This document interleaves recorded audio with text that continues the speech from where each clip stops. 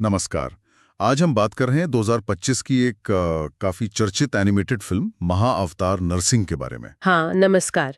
इस फिल्म ने वाकई काफी हलचल मचाई है। बिल्कुल। तो हमारे पास इसका पूरा विश्लेषण है, कहानी, तकनीक, बॉक्स ऑफिस, पौराणिक बातें, सब कुछ। आइए समझते हैं कि ये फिल्म भारतीय सिनेमा के लिए इतनी खास क्यों बन गई।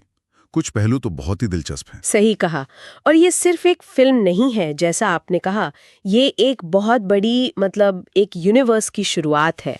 हमें देखना होगा कि ये पौराणिक कथाओं को नई तकनीक से कैसे मिलाती है और दर्शकों पर इसका क्या असर हुआ। तो शुरू करते हैं एकदम बेसिक जानकारी से। डायरेक्टर हैं अश्विन कुमार और होम्बले फिल्म्स ने इसे प्रोड्यूस किया है। जुलाई 2025 में रिलीज हुई थी और ये क्या कहते हैं 10 अवतारों पर आधारित एक 7 फिल्मों की सीरीज का पहला पार्ट है। हाँ, और इसमें दिलचस्प बात यह है कि इन्होंने कोशिश की है दो मुख्य अवतारों को, वराह और नरसिंह, इनकी कहानियों को एक साथ बुनने की। ये अपने आप में एक अलग अप्रोच है। हाँ, कहानी की बात करें तो एक तरफ वराह अवतार हैं जो पृथ्वी को हिरण्याक्ष से बचाते हैं, और फिर नरसिंह अवतार का प्रकट होना, भक्त प्रहलाद की रक्षा और हिरण्यकशिपु का वध। मूल विषय तो वही है, न्याय, अटूट श्रद्धा और ब्रह्मांडीय संतुलन को फिर से स्थापित करना। पर इसमें नया क्या था? नयापन इसके ट्रीटमेंट में है और गहराई में भी। मेकर्स ने सिर्फ कथा नहीं उठाई, उन्होंने विष्णु पुराण, नरसिंह पुराण, भागवत पुराण, जो हमारे मूल ग्रंथ हैं, उनका अध्ययन किया। और सिर्फ ग्रंथ नहीं, अहोबिलम जैसे असली तीर्थ स्थल, वहां के मंदिरों का भी रेफरेंस लिया है। अच्छा, हाँ, ये तो काफी डीप रिसर्च लगती है। बिल्कुल। और ये रिसर्च पर्दे पर दिखती भी है। टेक्नोलॉजी की बात करें तो हाई एंड 3D एनिमेशन का इस्तेमाल हुआ है। कोशिश है फोटो रियलिज्म और भव्यता दिखाने की। अच्छा। सैम सीएस का संगीत भी सुना है काफी पसंद किया गया। हाँ, संगीत और विजुअल्स की तो बहुत तारीफ हुई, लेकिन कुछ क्रिटिक्स का ये भी मानना था कि किरदारों के एनिमेशन में, खासकर चेहरे के भावों में, वो इमोशनल डेप्थ शायद थोड़ी कम रह गई। कहानी कहने का स्टाइल भी कुछ लोगों को थोड़ा पारंपरिक लगा, पर हाँ, ओवरऑल विजुअल एम्बिशन और कल्चरल प्रेजेंटेशन को सबने सराहा। टाइम्स ऑफ इंडिया ने भी शायद 3 स्टार दिए थे और भव्य विजुअल यात्रा कहा था। हाँ बिल्कुल, विजुअली तो इम्प्रेस किया इसने। लेकिन आम दर्शक क्या कह रहे थे, जैसे ब्रेडिट वगैरह पर? वहां तो जबरदस्त रिस्पांस था। लोग लिख रहे थे कि बैकग्राउंड स्कोर सुनकर रोंगटे खड़े हो गए।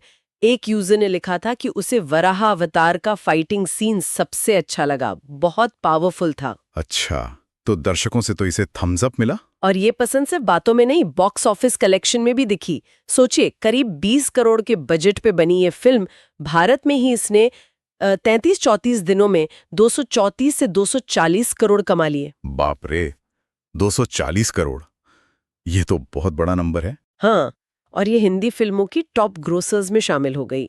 53rd सबसे ज्यादा कमाई करने वाली हिंदी फिल्म बन गई है ये। और सिर्फ ये नहीं, ये भारत की सबसे ज्यादा कमाई करने वाली एनिमेटेड फिल्म भी बन गई है ना? बिल्कुल, भारत की नंबर 1 एनिमेटेड फिल्म। और वर्ल्ड वाइड भी इसने सिर्फ 15 दिनों में 150 करोड़ पार कर लिए थे। इसने तो भारत में कलेक्शन के मामले में Spiderman across the Spiderverse को भी पीछे छोड़ दिया।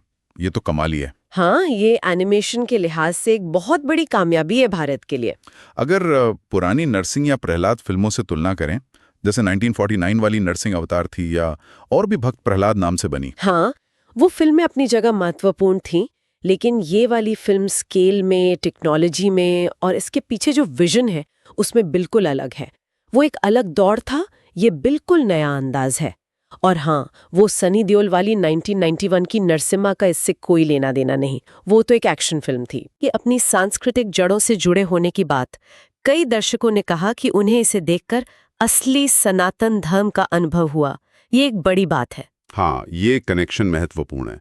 और ये भी कि इसने एक बड़ी फ्रेंचाइजी की शुरुआत की है। बिल्कुल, ये सिर्फ एक फिल्म नहीं, एक पूरे यूनिवर्स का लॉन्च पैड है। भविष्य की क्या योजनाएं हैं? सुना है OTT पर भी आएगी। हाँ, हिंदी वर्जन के जियो हॉटस्टार पर आने की उम्मीद है और आगे की फिल्मों की प्लानिंग भी जोरों पर है। महाअवतार परशुराम 2027 में, फिर महाअवतार रघुनंदन 2029 में। साथ ही कॉमिक्स, गेम्स, मर्चेंडाइज, एक पूरा इकोसिस्टम बनाने का प्लान है। वाह, ये तो बहुत एम्बिशियस है। हाँ, वाकई।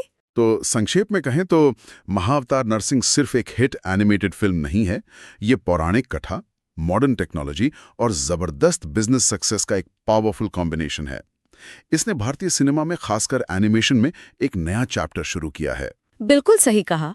और ये हमें सोचने पर भी मजबूर करती है कि ये जो महाअवतार यूनिवर्स बन रहा है, ये भविष्य में हमारी पौराणिक कथाओं को मीडिया में कैसे पेश करेगा और इसका हमारी संस्कृति पर क्या और कितना गहरा असर पड़ेगा।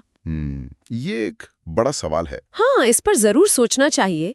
ये देखना दिलचस्प होगा आगे क्या होता है।